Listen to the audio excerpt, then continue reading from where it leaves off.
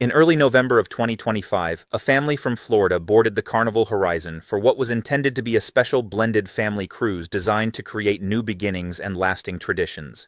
The trip was meant to bring everyone closer together through sun-filled days and shared adventures across the Caribbean, yet within days the voyage became something no one could have anticipated. On the morning of November 7th, 18-year-old Anna Kepner was found deceased inside her stateroom.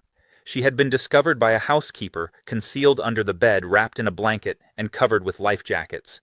Her death was later determined to be a homicide caused by mechanical asphyxiation inflicted by another person. Surveillance footage from the ship confirmed that Anna had returned to her cabin the previous night and had not left again. This case quickly drew the attention of federal investigators because it occurred in international waters, and the circumstances surrounding her final hours raised immediate questions. Anna was a young woman with plans for her future and a personality that lit up rooms. Her story deserves to be told with care, focusing on the confirmed details of her life and the events as they unfolded according to available reports and family statements.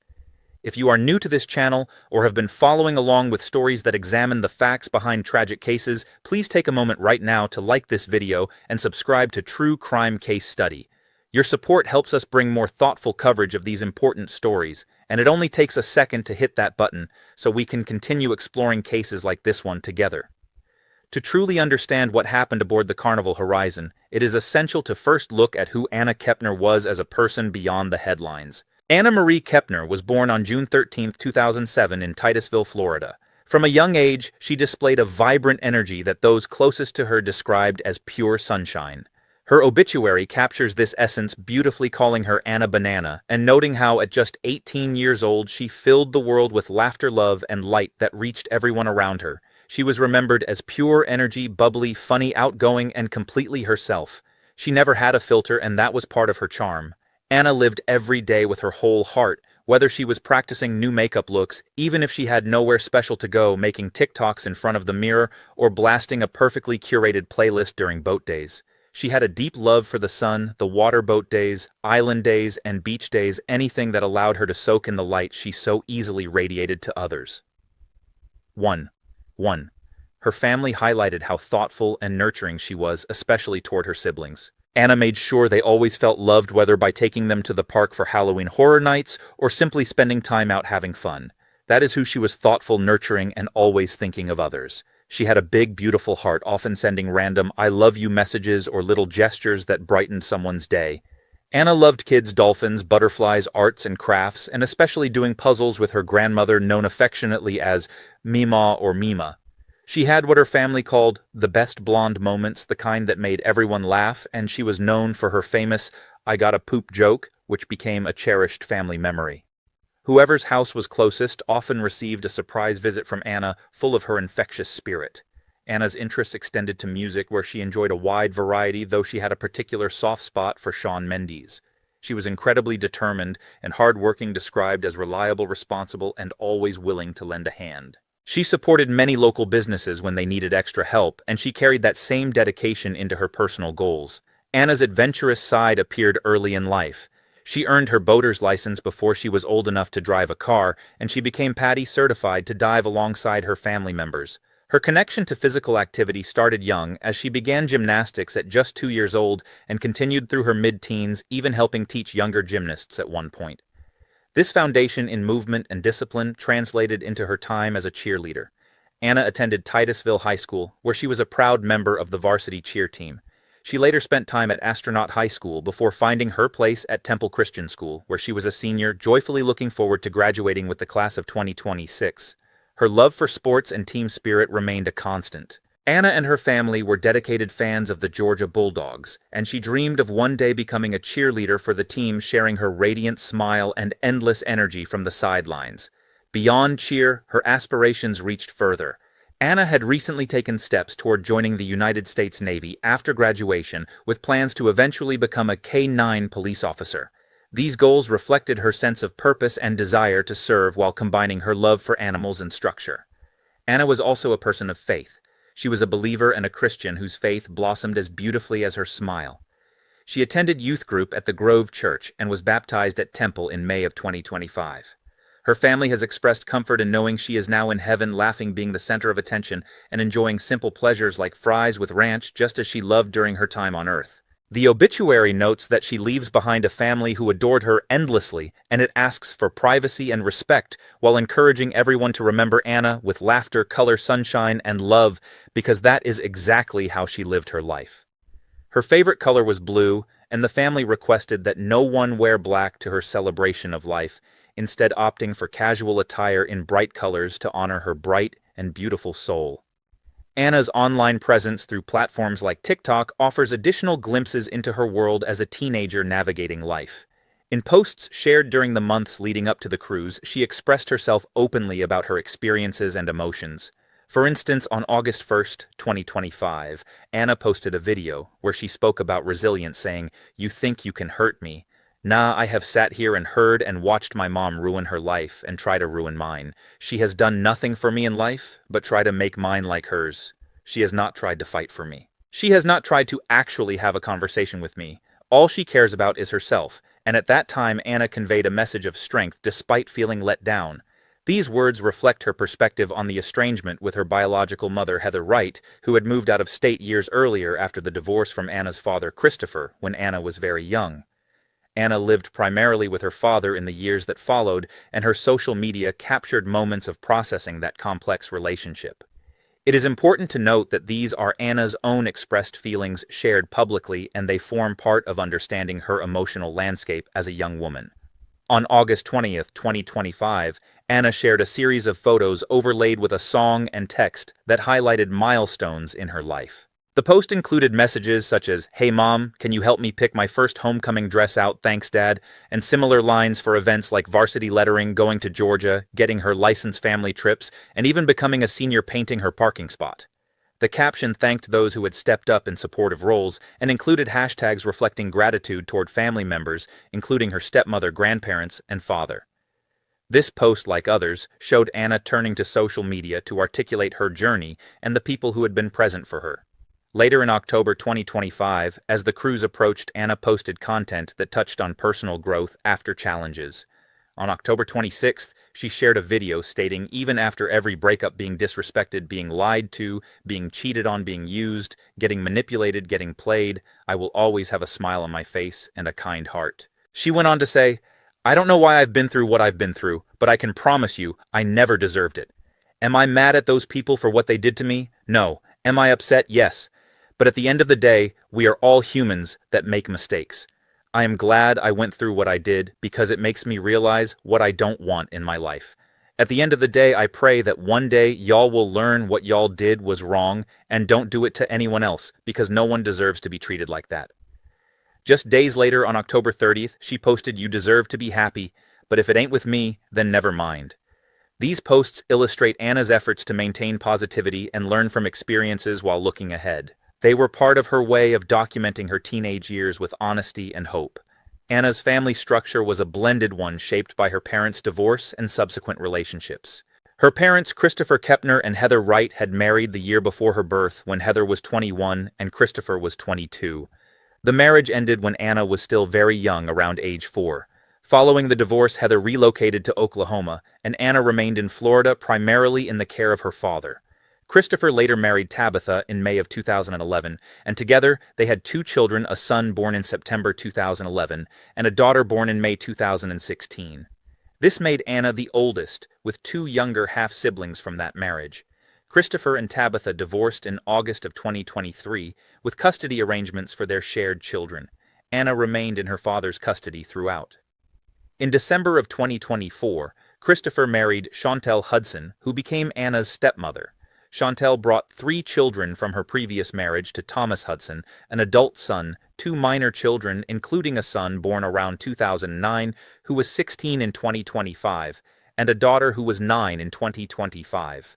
As a result, the household in Titusville became a blended family, with Anna living alongside her half-siblings from her father's second marriage and her step-siblings from Chantel's previous marriage.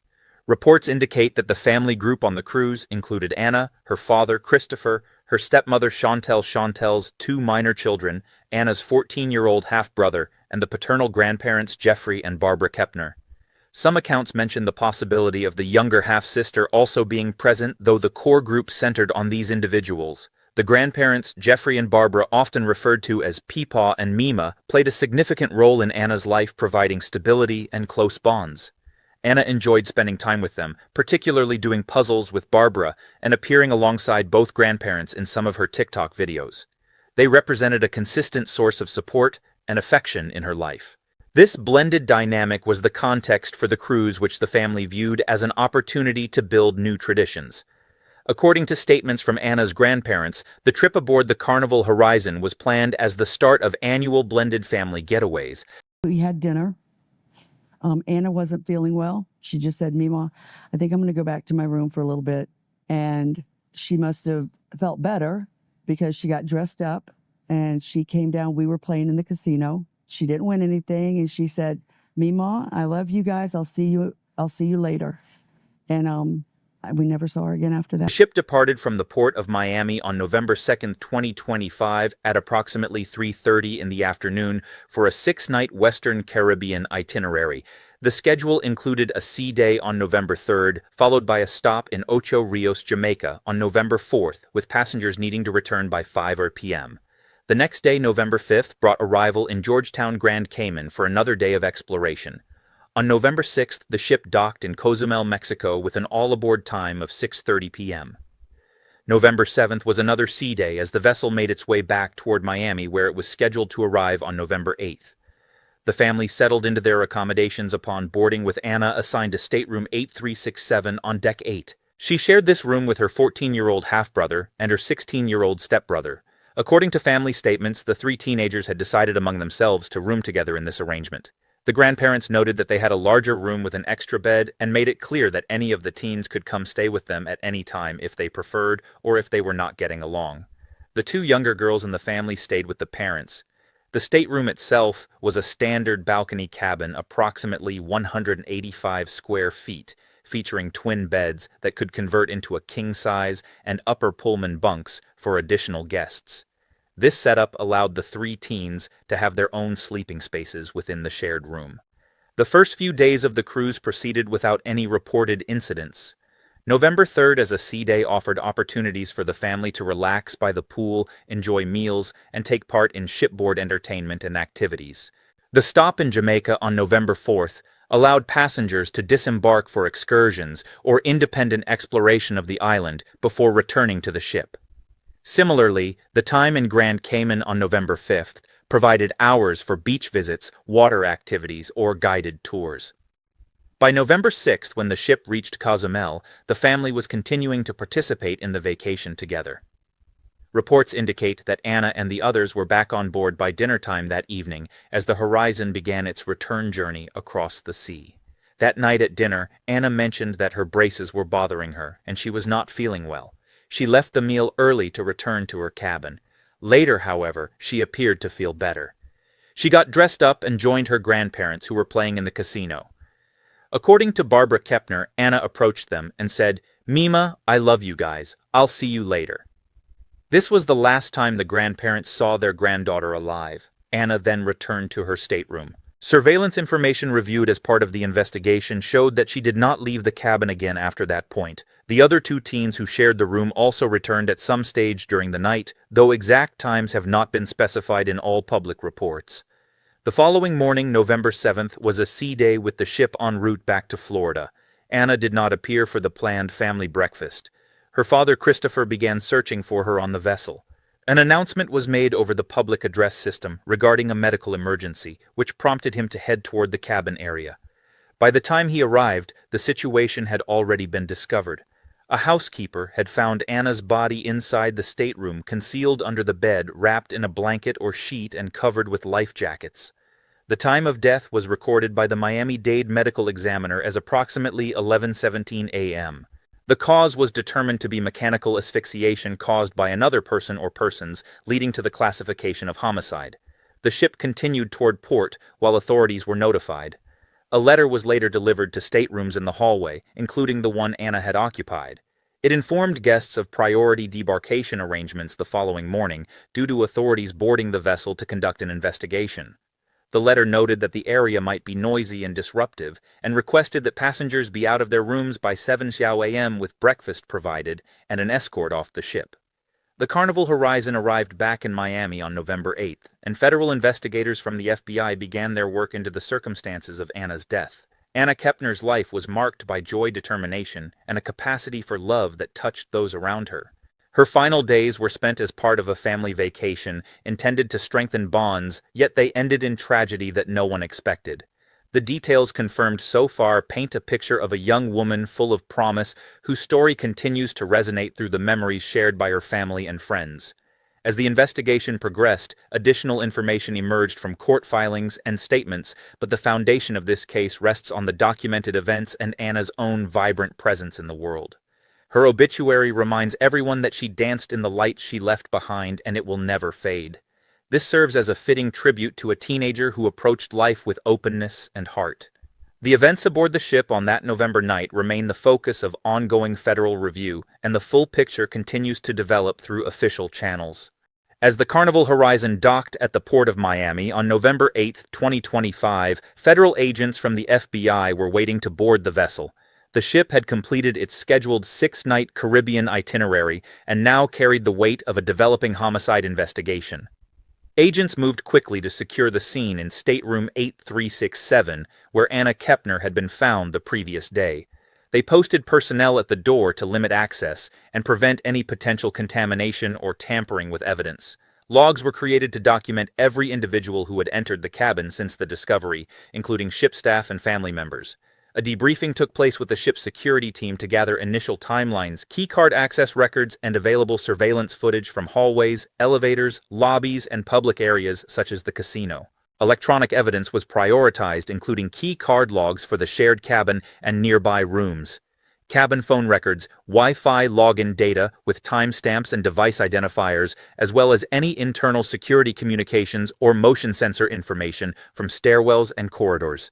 If you are finding this coverage helpful in understanding the confirmed details of this case, please take a moment to like the video and subscribe to True Crime Case Study. Your support allows us to continue examining these stories with care and attention to the facts as they become available through official channels and verified reports. The investigation focused on establishing a clear timeline of movements in and around the cabin on the night of November 6th and into the morning of November 7th. Surveillance systems on the vessel captured Anna returning to the room and not leaving again afterward. Keycard swipes recorded entries and exits by those assigned to the stateroom, including the 2 teenage boys who shared it with her. Once the scene was documented, agents conducted a thorough processing of the cabin, collecting photographs, fingerprints, DNA swabs, and any relevant items such as bedding, clothing, or other materials present. Witnesses were interviewed separately, including family members, cabin stewards, housekeepers, and any crew who had interactions with Anna or the group during the final evening. The family provided statements to authorities and later shared certain details with media outlets in the weeks that followed. According to interviews given by Anna's paternal grandparents, Jeffrey and Barbara Kepner, federal officials informed the family that the cause of death was mechanical asphyxiation inflicted by another person or persons. The death certificate obtained and reported by multiple news organizations listed the date of injury as November 6, 2025, and classified the manner of death as homicide. The grandparents recounted being told that one possibility under consideration involved a bar hold, meaning pressure applied across the neck with an arm. They also stated that the body showed no signs of sexual assault and no presence of drugs or alcohol, according to information passed to the family. Barbara Kepner described sitting in on a portion of the interview with the 16-year-old stepbrother, noting that he appeared to be an emotional mess, unable to speak clearly at times, and that he said he did not remember what had happened. The grandparents characterized the relationship between Anna and the stepbrother as close, like brother and sister, 2 peas in a pod who cared for each other in the right way. They added that based on the information they received, he was the only one seen coming and going from the cabin during the relevant period. Anna's grandparents say she and her stepbrother were close. They were just like brother and sister. What else could you tell me about him? That he was a good student. Played soccer. He played soccer, very quiet young man. He had demons, I think, in his past, and he was trying to deal with those. These family statements emerged amid an active federal investigation that remained largely quiet from official sources in the initial weeks. On November 9th, an ABC News report quoted relatives remembering Anna as a happy, bubbly, straight-A student with a bright future who lit up rooms and brought laughter to those around her. The family expressed comfort in knowing she had lived her 18 years to the fullest and would be remembered for who she was. As more details surfaced through public court records, the picture of the blended family dynamics became clearer, though the core focus remained on the confirmed events aboard the ship. Anna's biological mother, Heather Wright, stated in interviews that she learned of her daughter's death through an online search rather than direct contact from family. I found out through Google because I ended up Googling it because all the information the only information I had was my daughter was on a cruise. She described searching for information after hearing indirect mentions and seeing references on social media connected to her ex-husband, Christopher Kepner's second wife. Heather noted that she had not been informed directly and that her last direct communications with Anna had been limited due to the long-standing estrangement and geographic distance after she moved to Oklahoma years earlier. On November 17, 2025, Thomas Hudson, the ex-husband of Anna's stepmother Chantel, filed an emergency motion in their ongoing custody case in Brevard County, Florida. The filing referenced the two minor children from that marriage, a 16-year-old boy and a 9-year-old girl. It stated that the 16-year-old was now a suspect in the death of the stepchild during the cruise and that his future had been put in jeopardy because of choices made by the respondent. Thomas Hudson sought temporary relief, including placement of the 9-year-old daughter in his care, and addressed the situation with the 16-year-old who, according to the document, was not staying with his mother at that time, but with a third party. The motion highlighted concerns about the children's environment and alleged that proper permission had not been obtained for the international travel on the cruise. Court records from this filing and subsequent responses became a key public source of information about the investigation's focus on the stepbrother as a person of interest. Chantel Hudson responded the following day, on November 18th, with a filing that sought to continue or reschedule an upcoming hearing. The document noted that she had been advised through discussions with FBI investigators and her attorneys that a criminal case may be initiated against one of her minor children. It argued that any testimony she provided, written or oral, could be prejudicial to her or to the adolescent child in the context of the active federal investigation. During related court proceedings, her attorney indicated that the client had been cleared of any wrongdoing by the FBI and was not considered a suspect, but emphasized the need to protect the minor from self-incrimination or exposure in the criminal matter. The attorney also referenced that following questioning after the ship returned, the 16-year-old had been hospitalized for psychiatric observation before being released to stay with a maternal relative in the Hernando County area, where he received counseling and had a scheduled psychiatric appointment. These custody proceedings continued to intersect with the homicide investigation as subpoenas were issued. On November 25, 2025, Christopher Kepner, Anna's father, was subpoenaed to appear and testify at a hearing scheduled for December 5th. The subpoena originated from attorneys representing Thomas Hudson, allowing questions about the household environment, parenting decisions, supervision during the cruise, and any relevant family dynamics. Process servers encountered difficulties serving the subpoena at the residence with reports of a vehicle present in the driveway that appeared to be running no response to knocks or doorbell activations, and the document ultimately left under a windshield wiper. When the server returned later, the vehicle was gone and the subpoena was no longer visible. Christopher Kepner ultimately appeared in court for the hearing, as reported in local news updates from that period. In a later interview with People magazine, he stated that he did not stand behind what his stepson had done and wanted him to face the consequences, while noting that the FBI investigation would provide the evidence regarding responsibility. He added that the stepson was the only one in the room according to available information.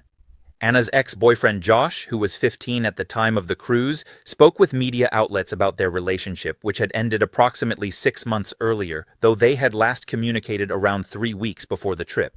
He described Anna expressing discomfort with aspects of the blended family situation, including feeling that the new stepmother and her children were relative strangers after a short time, and that there was a controlling dynamic. Josh recounted an incident approximately 9 months before the cruise where he was on a video call with Anna when the 16-year-old stepbrother entered the room and attempted to get on the bed with her, prompting Josh to question the action.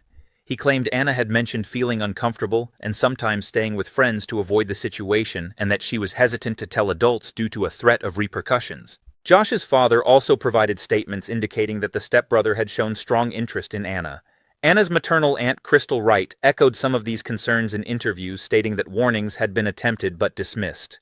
However, the paternal grandparents maintained in their statements that there were no known issues between Anna and the stepbrother and that they interacted positively as siblings. The celebration of life for Anna was held on November 20th, 2025, at the church she attended. Heather Wright stated that she had been informed she was not welcome, but attended anyway wearing a disguise consisting of a wig and tall heels to remain inconspicuous. She described staying toward the back for a portion of the service, observing photographs of her daughter, and then leaving due to heightened anxiety. She emphasized the pain of learning about the death indirectly and the ongoing lack of direct communication from the other side of the family. These public accounts from multiple family members highlighted the strained relationships that had developed over years, including the divorce custody arrangements and remarriages. Christopher and Heather had divorced when Anna was young, with Heather relocating out of state.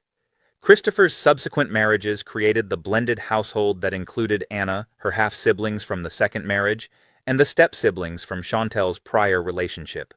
The grandparents remained close anchors for Anna throughout, providing consistency and affection. As December 2025 progressed, the custody hearings were continued multiple times to accommodate the overlapping federal investigation.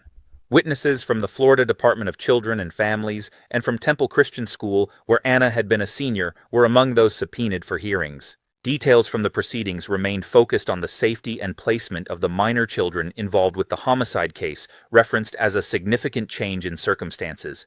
The 16-year-old remained under investigation and was staying with a relative away from the primary household.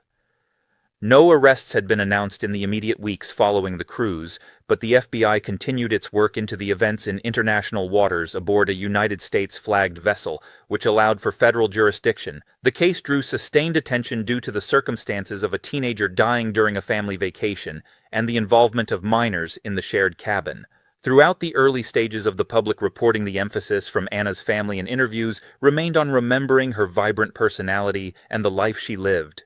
Her obituary and statements from those who knew her described a young woman full of energy who loved her siblings, volunteered at her grandparents' senior community, pursued cheerleading and academics, and held dreams of military service and working with animals. The contrast between those memories and the tragic end aboard the ship underscored the shock felt by the community and relatives. Federal investigators maintained limited public comments, allowing the facts from the death certificate, court filings, and family interviews to form the available record at that time. The investigation into Anna Kepner's death continued to unfold in the months that followed, with further developments in both the federal case and the related family court matters. By early 2026, court documents in the custody proceedings indicated that the 16-year-old stepbrother had been charged in connection with the homicide, initially in juvenile proceedings, before transfer considerations to adult court on charges including murder and aggravated sexual abuse. He appeared in federal court in Miami, pleaded not guilty, and was released under conditions while prosecutors sought review of those conditions. The family continued to navigate the legal processes while public interest remained high. Anna's story served as a reminder of the importance of the confirmed facts emerging through official channels and the need for patience as the justice system addressed the events of that November night. Thank you for watching part 2 of this series on the case of Anna Kepner.